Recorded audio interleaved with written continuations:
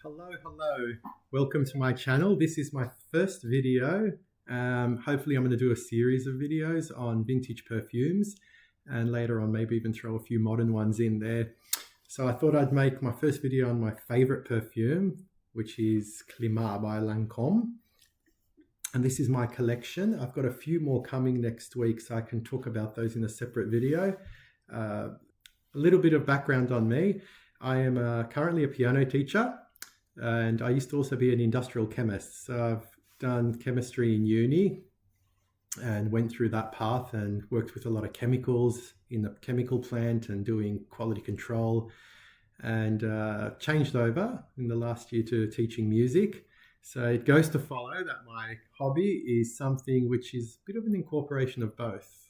It's perfumery. It's mixing different notes to make different chords and smells, and it's really grown. I love doing it now, and I love dabbling in it and collecting vintage perfumes. So let's talk a little bit about Climat. This was invented by Gerard Goupy, I would say, in 1967, and it became very big in the Soviet market. So people are still looking for it now, or dupes or something that could smell similar to it, because they just love this type of scent. It's very hard to get nowadays. It's a vintage French aldehydic floral with slight musks undertones. It's very hard because people think it's gone out of fashion. I still love it. So I'm going to be working on trying to recreate it. Currently, there's some videos that talk about dupes, but there's no real duplicates. They're just talking about other perfumes which may have similar accords and layers to it, which may smell similar to this. But I'm going to actually try making my own Climat duplicate, which I've got going next door now. Okay, so let's first talk about the first one here, the smallest box here, which is a parfum extract. This one has its original box, and it's a 7ml version. So it comes in 7ml, 14 and 28ml, this one here. And I'll also teach you a little bit about how to spot some fakes, because there's a lot around. I've tried to use a neutral type cloth here so you can actually see colors, because that's important too. And we're going to talk a bit about the ribbon. So let's open this up here. Okay. So I've got this sealed. Right. Okay, so this is the box. It's got that classic blue color. They've gone through 3 types of boxes, I'd say, but varying in size. So this one is the first type of box they had. And this version, I think, is from the 80s. So let's put that up here. So this one here has got a ribbon. I don't know if you can see it, but the ribbon itself is a pink, blue and black, which is perfectly acceptable for the 7ml of this version. There is another type of ribbon I'll talk about in another video as well. And this is a very dark, it's an amber color, if you can see that, but it's an amber color solution. Which is okay too for the 7ml. It changes a little bit in the different generations, as you can see here. And even these bottles have different colored solutions in them. You can have ones with more green, and they've got 2 different dyes that they mix to make the green and amber ones. So here we've got the Climat written there. It should be this type of script and uniform the whole way.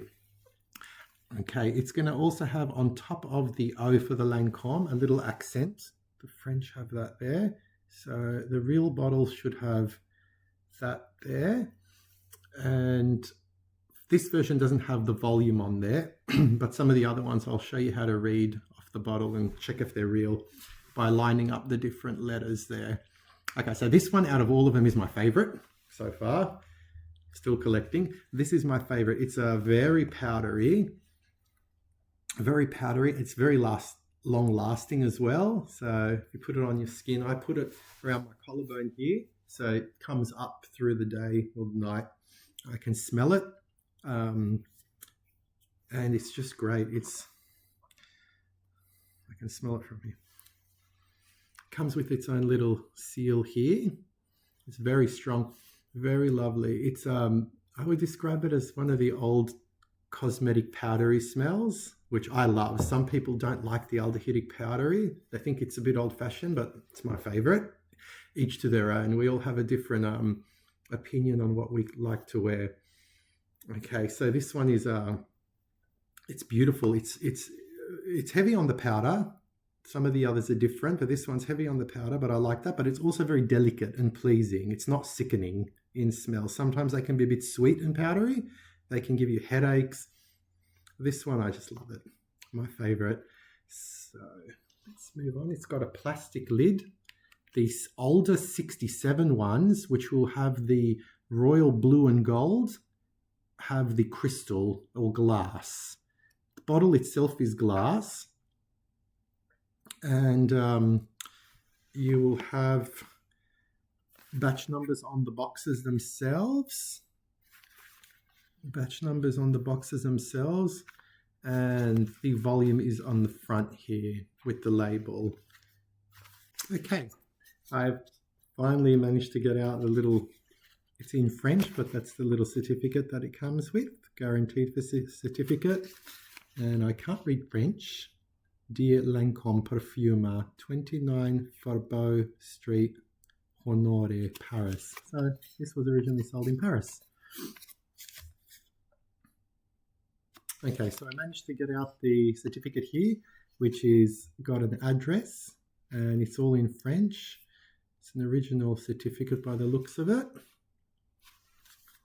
Okay, so we have that for this version. That's good. It's my favorite one. Okay, now let's talk a little bit about the same generation as these early ones, which is this one here, and that's the box for it. And this is the EDT version. So it's got less oils in it, but even the EDTs back then are very strong. When I put this on, I can smell it after washing my skin, still there, lingering on the clothes for 3 days, maybe more. This one has, it's 115 mils. It's got the amber liquid inside here, black screw lid with the seal here, and it's a dab, similar to the 7 mil parfum version. This one here is different. They both have a similar profile, but this one's a bit more musky, a bit more masculine actually, this one. Musky and spicy, and when this one goes on after a while of after wearing it for a while, it will come similar to the 7 mil version of the parfum. It's got a similar script in writing here, and you should have a look here to see that everything is uniform there, which it is, and the bottle is original, stamped as well by the company with a reference and batch number on the back here. Okay, I've got 2 of these ones, which I bought from different antique perfumers, Paris and Italy, and they both smell the same. So that's a good sign. It's unlikely you're going to get the same smelling perfume that's faked from 2 different people. Now that's a good way to check. Sometimes it can be very hard, especially if they use the same bottles, the original bottles with the original boxes and certificates, but they might have fakes inside. That's a bit harder to check. You'd have to have many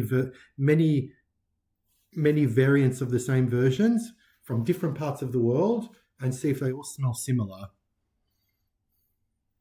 Lovely smell too, this one. I like this one. This one's more for our season now, which is winter. 7 ml version is more for a summer and spring, I would say. Lovely. Now, this one has got a solvent inside, of course, like all perfumes do. Heavier on the solvent because it's an EDT. And I think that the solvents they used back then were not just straight isopropyl alcohol or ethanols, but they had a different smell profile as well. So it could be that the interaction between the solvent itself and the oils produces its own different character of smells. So I've analyzed this one with analytical techniques to break it down and fragment the molecules in here so I can see what was used back then. Some things which may be banned in Europe today, they could have used things like nitromusks in here, which after doing some scientific studies they found can cause sensitivity to skin and so forth. So a lot of the naturals too, which that may have been used in the other versions, are always profiled as having civet musks in there and ambergris, things which may have come out of the market since then due to ethical reasons, rarity. But they have synthetics now, so that's good. Okay, let me put that down. What else do we have here? We have the 80s version. I think this is 83. Most people have seen this one, this rippled bottle. Very similar amber liquid here with a blue plastic lid. Now, a lot of the community's been saying that the similar one to this, if you want to get today, is from Amouage, and it's they think Dia and Gold. It's actually only specific to this one that it's similar to, in my opinion. It does not smell anything like the earlier ones that I just showed you. So this one is my least favorite of the lot, and it smells more soapy and less powdery. Now, as you leave this on, I've sprayed these before and left them on my skin and a cloth for a few days and just checked up on them every couple of hours to see how it's changed between its top notes and its base notes. This one stays very consistent, doesn't get any more powdery, very soapy and clean. It's okay. I can wear it sometimes, but it's not one of my favorite ones. Now, there's some videos out there that say that there's some dupes. You can have different versions on the market that you could wear, which is like the Amouage or the Amouage Gold. I have here, I don't have the Dia, but I don't think the Dia smells anything like it. This is Amouage Gold. This one here, to me, in my opinion, smells very similar to, yep, feels very similar to this, at least the top notes that I'm getting straight off.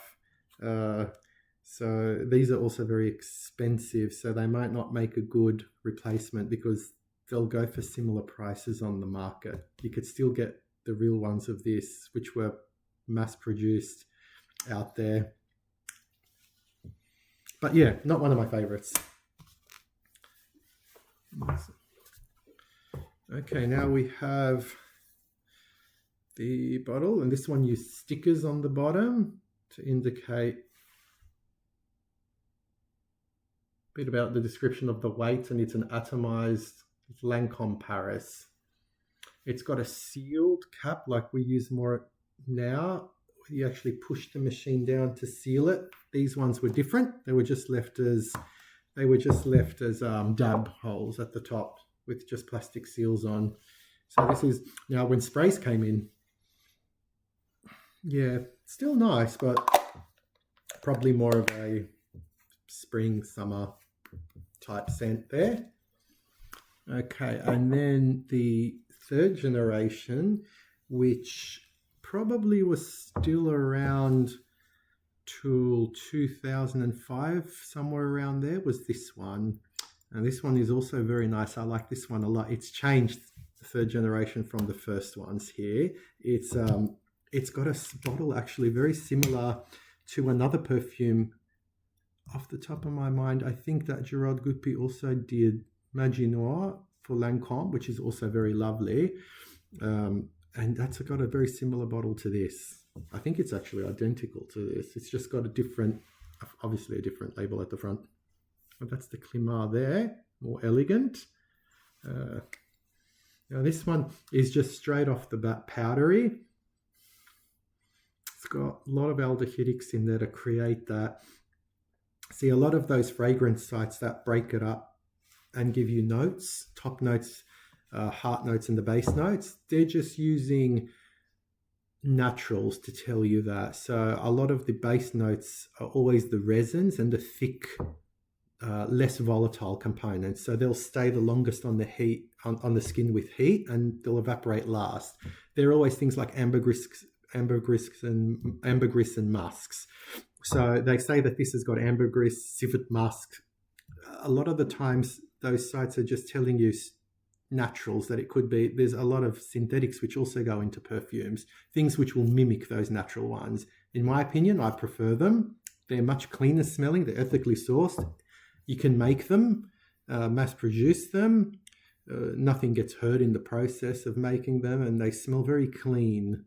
They're not adulterated with other types of chemicals. So that's maybe my chemistry background. I do prefer the aroma synthetic chemicals. You can get mixtures of things already put together. And those sites say that the top notes are, I think they say narcissus for these ones, and all the versions, narcissus, lily of the valley, rose, and they're not always just the naturals. There's synthetics which can mimic those. This one's very nice, very light, much more of a spring and summer. I wouldn't wear this one in autumn and winter. That's lovely. Okay, so I've got more coming next week. So we can talk about the 1967 14mm one, which will have a blue and gold, royal blue and gold ribbon. Okay, so they're weaved in together and plaited. So things you should probably look out for on the market, which might indicate a fake, bright green solutions where they're just a vivid, light, bright green. They didn't make ones quite like that. They had different dye profiles in there, not just a straight green. So it may be a green tinge with a bit of amber in there. And obviously the bottle, you can check things like the letters lining up in different spots. Some other ways that you can tell if they're fake is obviously if you've got a collection of them, if they're all smelling in a different way. They can change slightly because things which will affect their performance will be, in chemistry, the oxidation, as they say, which can be brought on by heat and light are the main reasons. So if you keep your perfumes in a cool, dark, dry place, that's always the best way to keep them, and it keeps them from spoiling. But so far, and I have bought in the past some perfumes which have undergone oxidation. You can tell they smell a bit rancid. But these ones, luckily, smell okay to me. Some other hints on there to tell if you've got the real or the fake Climat are the different versions that were out there and what's available. So I'm waiting on another one, which is, of course, the blue and the gold ribbon from the 60s. We'll talk about that one next week. When it arrives, I might unbox it online and see what I've got. But there's also other versions that they created just for the Russian market, where they had a small batch run in the 2000s, I think it was. And I'll put a picture of that up there. And this one is very hard to come by. So if you see this one out there, it may likely be a fake. So be careful. So yeah, be careful with that one. And there's also another box similar to this one, maybe for the 14 or 28 mil, where there is Climat is with a gold box. Have a look up there.